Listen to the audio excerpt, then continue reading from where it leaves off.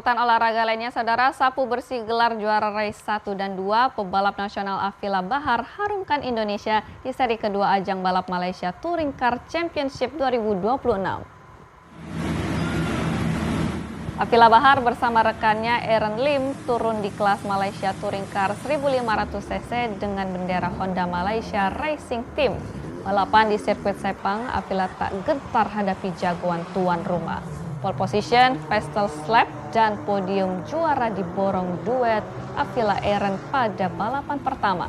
Sementara di balapan kedua, Civic Turbo bernomor 27 milik Afila, Aaron kembali catatkan waktu terbaik sekaligus finish paling depan dengan catatan waktu 51 menit 0,21 detik.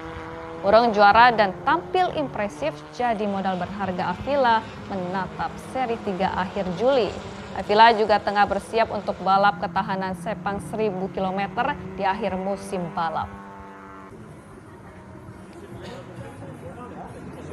Di race-race berikutnya kita bisa tampil lebih baik lagi, lebih konsisten lagi karena perjalanan musim ini masih panjang, masih ada round 3 dan final roundnya itu 300 km dan yang final editionnya yang spesial di tahun ini yang kita tunggu-tunggu untuk prepare ke sana yaitu adalah Sepang 1000 km. Jadi semoga bisa menutup sisa balapan lebih baik lagi.